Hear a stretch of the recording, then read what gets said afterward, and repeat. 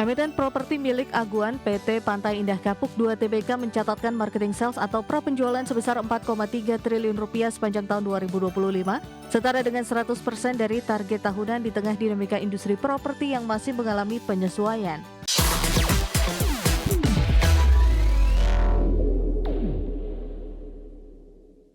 Terima kasih yang masih bergabung sama kami. Pemirsa, di tengah dinamika industri properti, PT Pantai Indah Kapuk 2 Tbk mencatatkan marketing sales sebesar 4,3 triliun rupiah sepanjang tahun 2025. Ya, segmen residensial menjadi kontributor terbesar dengan realisasi 2 triliun rupiah atau 47% dari total raihan marketing sales. Emiten properti milik Aguan PT Pantai Indah Kapuk 2 Tbk mencatatkan marketing sales atau prapenjualan sebesar 4,3 triliun rupiah sepanjang tahun 2025, setara dengan 100% dari target tahunan di tengah dinamika industri properti yang masih mengalami penyesuaian. Segmen residensial menjadi kontributor terbesar prapenjualan dengan realisasi 2 triliun rupiah atau 47% dari total marketing sales. Kontribusi tersebut diikuti oleh kafling tanah komersial sebesar 1,2 triliun rupiah atau 28%, serta produk komersial senilai 1,07 triliun atau 25%. Sepanjang tahun 2025 lalu, perseroan memasarkan sejumlah proyek residensial dan komersial.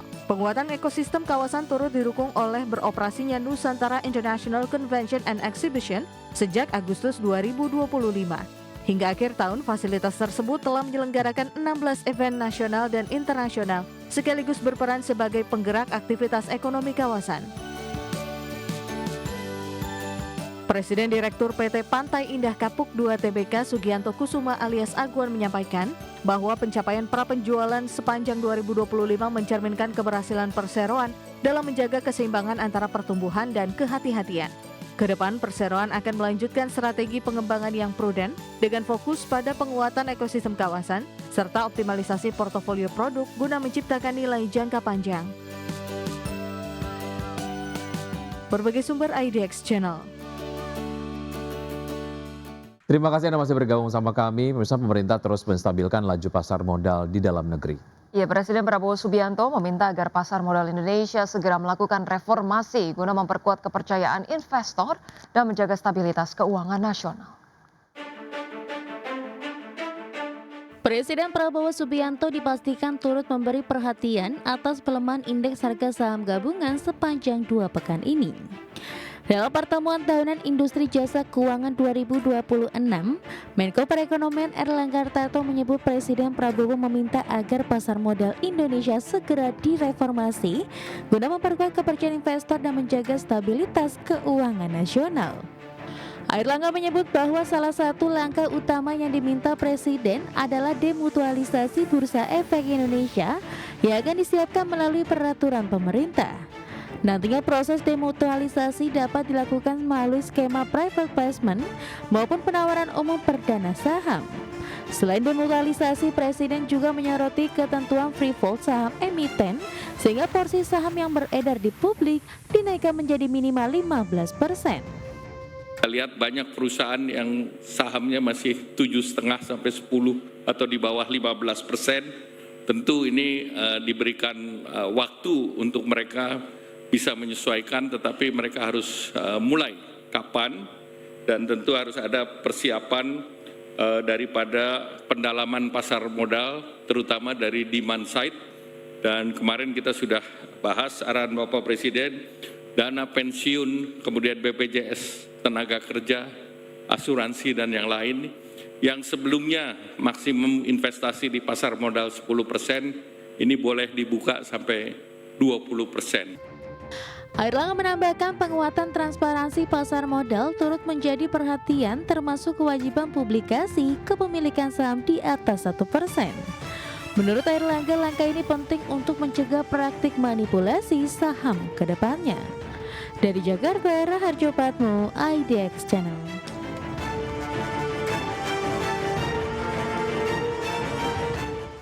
Ya, berikutnya Menteri Keuangan Purbayayudi Sadewa meminta investor tidak khawatir terhadap kondisi ekonomi Indonesia termasuk isu potensi pelebaran devisa APBN yang menjadi sorotan sejumlah lembaga pemeringkat internasional Moody's.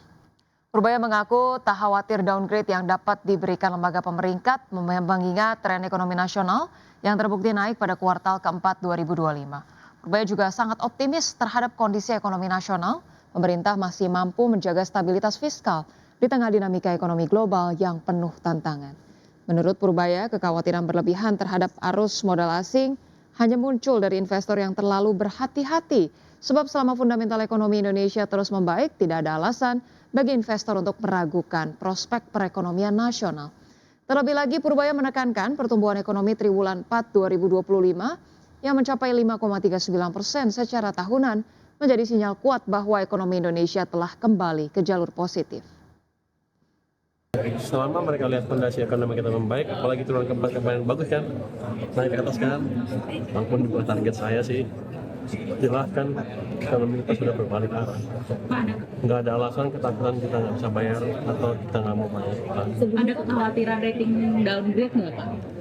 Belum, saya pikir dari sisi apa, ketika ekonomi kita membaik, defisit juga masih terkendali kan. Banyak negara-negara kita masih bagus, alasannya nggak terlalu kuat. Bisa kita bisa pelan-pelan akan ada prospek upgrade dan lahir tahun.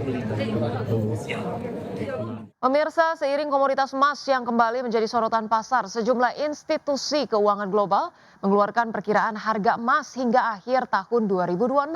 Wells Fargo misalnya yang menaikkan target harga emas secara agresif ke kisaran 6.100 sampai dengan 6.300 dolar per ons. Begitu pula dengan JP Morgan yang memperkirakan emas di akhir 2026 akan mencapai 6.300 dolar per ons. Harga emas bangkit pada Jumat akhir pekan lalu dan bersiap mencatat kenaikan mingguan didukung aksi perburuan harga murah, dolar yang sedikit melemah, serta kekhawatiran yang masih membayangi terkait perundingan Amerika Serikat dan Iran di Oman. Harga emas spot naik 3,9% ke level 4.954 dolar per ons, menutup kerugian yang terjadi dalam sesi Asia yang volatile setelah anjlok 3,9% pada Kamis. Logam mulia ini menuju kenaikan mingguan sekitar 2%. Kontrak berjangka emas Amerika Serikat untuk pengiriman April ditutup naik 1,8% di level 4.979 dolar per ons. Seiring emas yang kembali menjadi sorotan pasar global, Wells Fargo Investment Institute baru saja menaikkan target harga emas akhir 2026 secara agresif ke kisaran 6.100 sampai 6.300 dolar per ons, jauh lebih tinggi dari proyeksi sebelumnya di 4.500 hingga 4.700 dolar. Selain Wells Fargo, sejumlah institusi global lain juga mengeluarkan perkiraan harga emas. Misalnya JP Morgan yang memperkirakan emas di akhir 2026 akan mencapai 6.300 dolar. Kemudian UBS memprediksi emas menyentuh 6.200 dolar di akhir tahun. Sedangkan Deutsche Bank menyebut emas berpotensi ke level 6.000 dolar di penghujung 2026. Sementara itu Goldman Sachs memperkirakan harga emas di akhir tahun 2026 berada di kisaran 5.400 dolar Amerika.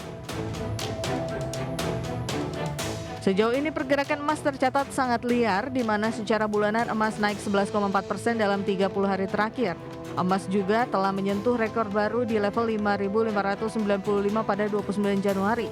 Kemudian momentum puncak terjadi dengan kenaikan hampir 25,7% dari awal Januari. Tak hanya itu, koreksi tajam juga terjadi di mana harga emas turun hingga 4.404 dolar pada 2 Februari lalu. Berbagai sumber IDX Channel.